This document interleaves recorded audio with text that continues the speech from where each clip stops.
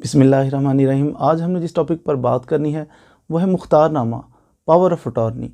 ये special power of attorney, general power of attorney, इन दोनों के ऊपर थोड़ी सी गुफ्तगू करेंगे इंशाअल्लाह।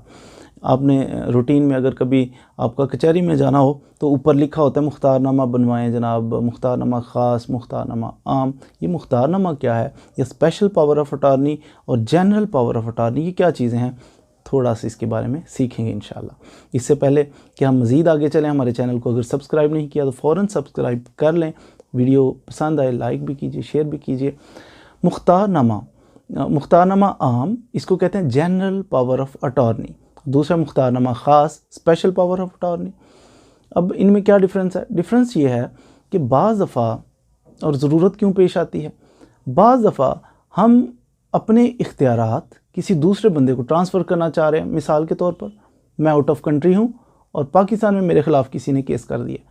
अब मुझे वहाँ से मैं हर डेट पे आना मेरे लिए पॉसिबल नहीं है कि मैं आके अपने केस की पैरवी करूँ, और अगर नहीं करूँगा तो मेरे ख़िलाफ़ एक्स पार्टी डिक्री हो जाएगा।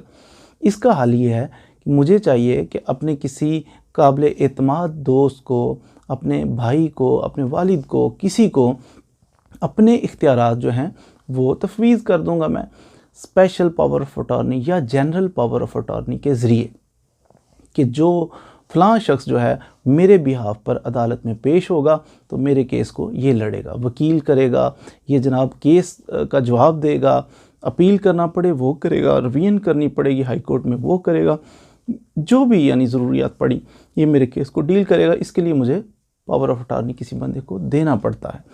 पावर ऑफ अटॉर्नी की दो किस्में हैं, एक स्पेशल पावर ऑफ अटॉर्नी, मुख्तारनामा ख़ास।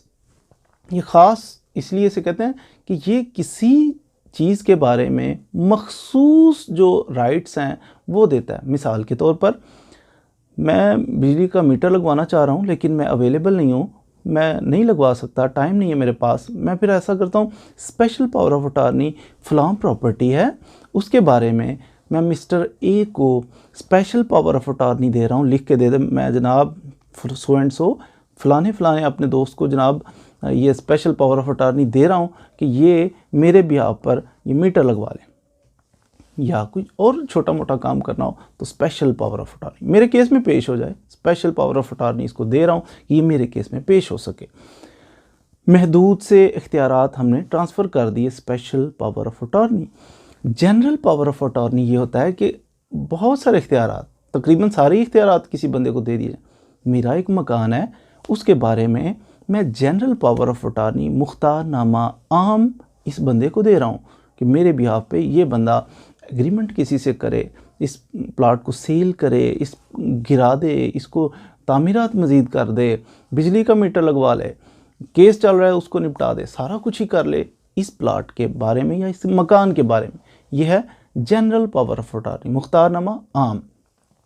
मुख्तारनामा आम नॉर्मली ये हर सूबे का अलग अलग उनका अंदाज़ होता है। कोई कहता है जनाब 500 वाले स्टाम्प पेपर के, कोई 1000 रुपये, जैसे पंजाब के अंदर 1000 रुपये वाले स्टाम्प पेपर के ऊपर हम मुख्तारनामा आम और मुख्तारनामा ख़ास जो है वो तहरीर कर लेते हैं। उसमें भी आगे वैरायटियाँ हैं कि जनाब अगर कोई चीज़ सेल करने के लिए मुख्तार बना रहे हैं तो थोड़ा सा वेरिएशन आ सकती है।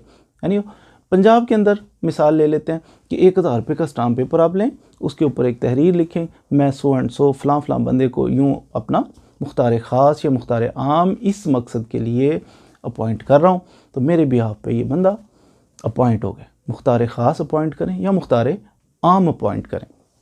कुछ सूरतों में अगर आउट ऑफ कंट्री है बंदा और वो अपॉइंट कर रहा है किसी बंदे को मुख्तार ख़ास या मुख्तार आम, तो उसको फिर चाहिए उधर से बनवा के मुख्तारनामा किसी बंदे के हक़ में, तो वहाँ की एम्बेसी से वो अटेस्ट करवा के, पाकिस्तानी एम्बेसी से, तो फिर वो अटेस्टेड पाकिस्तान में भेजेगा जो कि कोर्ट्स के अंदर चल जाएगा, फिर उसके बिहाफ पे बंदा पेश हो सकता है।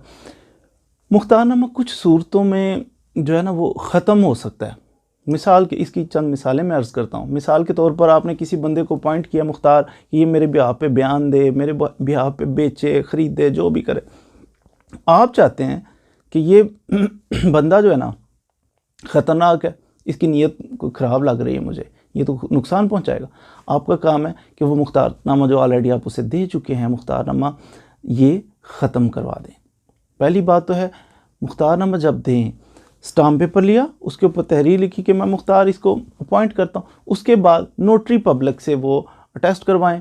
अटेस्ट करवाने के बाद फिर उसको जनाब आपने सब रजिस्ट्रार के ऑफिस से उसको रजिस्टर करवाना है, उस मुख्तारनामे को। उसकी नॉमिनल सी फ़ीस है, वो फ़ीस आपने पे करनी है। तो वो हो गया मुख्तारनामा किसी बंदे के हक़ में, उधर नोट कर दिया जाएगा, नंबर लग जाएगा सब रजिस्ट्रार के पास, जैसे हम रजिस्ट्री आम करवाते हैं, वो मुख्तारनामा रजिस्टर हो गया। आपको समझ आई बंदे की नीयत में कोई फतूर है, ये नुकसान पहुंचाएगा मुझे इस मुख्तारनामे की बेस पे, आप चाहते हैं ख़त्म करना, तो आपका उसका तरीक़ाकार ये है, सब रजिस्ट्रार के ऑफिस में पहुंचिए और उधर जाके उसकी मनसूखी दर्ज करवाइए कि मैं उसको मनसूख करता हूँ। साथ ही अखबार के अंदर इश्तिहार दीजिए कि जनाब मैं फ़लाँ फ़लाँ बंदे को अपना मुख्तार मुकर्रर किया था, तो मैं मनसूख करता हूँ। इसके अलावा भी ये एक सूरत हुई कि जो आपने प्रोसेस करके अडॉप्ट करके तो मुख्तारनामा कैंसिल करवा दिया, मनसूख करवा दिया जो ऑलरेडी आप दे चुके थे। दूसरा तरीक़ाकार इसमें यह है, मिसाल के तौर पर जिसने किसी को मुख्तार अपॉइंट किया, मुख्तारनामा ख़ास मुख्तारनामा आम दे दिया, इस बंदे की देने वाले की डेथ हो जाती है। जैसे ही मुख्तारनामा देने वाले की डेथ होती है, साथ ही वो मुख्तारनामा कैंसिल, ऑटोमेटिकली कैंसिल हो जाएगा। दूसरा, अगर जिसको मुख्तार बनाया है उस बंदे की डेथ होती है, उसकी डेथ होती है, साथ ही मुख्तारनामा ख़त्म हो जाएगा। मुख्तार तो तब था जब जिंदा होता, देने वाला मर जाए या मुख्तारनामा लेने वाला मर जाए, या जिस मकसद के लिए केस के लिए दिया था तो केस का फैसला हो गया, ख़त्म हो गया, केस सुलह हो गई है, मुख्तारनामा उसी वक्त ख़त्म हो जाएगा। बिजली के मीटर के लिए दिया था, लग गया, मुख्तारनामा ख़त्म हो जाएगा। ये कुछ सूरतें थी जिनमें मुख्तारनामा ख़त्म हो सकता है, किसी की डेथ की सूरत में ख़त्म हो सकता है, या फिर उसको करवाना चाहें तो फिर सब रजिस्ट्रार के पास मनसूखी दर्ज करवा के अखबार इश्तिहार दे के तो इसको मनसूख भी करवाया जा सकता है। मुख्तारनामा, मुख्तार कौन अपॉइंट कर सकता है? मुख्तार वो अपॉइंट कर सकता है जो बंदा कॉन्ट्रैक्ट करने के काबिल है। मसलन एक पागल बंदा है, वो किसी दूसरे को मुख्तार आम, मुख्तार ख़ास नहीं बना सकता, जितने मर्जी अंगूठे लगवा लें नहीं बना सकता। कोई छोटा बच्चा है जो अभी बालिग नहीं है, 18 साल से कम है, वो किसी को अपना मुख्तार बनाए कि सेल करो, ये करो, वो करो, तो वो भी वैलिड नहीं होगा। इसी तरह कोई बंदा ज़हनी तौर पे माजूर है या फिर बच्चा है जो कॉन्ट्रैक्ट करने के काबिल नहीं है, वो मुख्तार भी अपॉइंट करने के काबिल नहीं होगा। बाकी कॉन्ट्रैक्ट्स की तरह इसमें भी दो गवाह, आपने जो भी मुख्तार अपॉइंट किया उसकी आपने लिख ली जनाब तहरीर, उसके बाद एंड पे अपने साइन करें, सिग्नेचर करने के बाद आप दो गवाह ऐड करें और इसको रजिस्टर करवाएं, नोटरी पब्लिक की मोहर लगवाएं और सब रजिस्ट्रार के पास रजिस्टर करवाएं। तो ये मुख्तारनामा था। इसका फ़ायदा ये है कि किसी बंदे को आप पेश नहीं हो सकते, आप कुछ काम नहीं कर सकते, आप अपने इख्तियारात इसको देते हैं कि मेरी जगह पे ये पेश होगा, इसको इजाज़त है। उम्मीद है आपने मुख्तारनामा ख़ास और मुख्तारनामा आम के बारे में कुछ ना कुछ सीखा होगा। मज़ीद वीडियोज़ के लिए हमारे साथ रहिए। Thank you very much.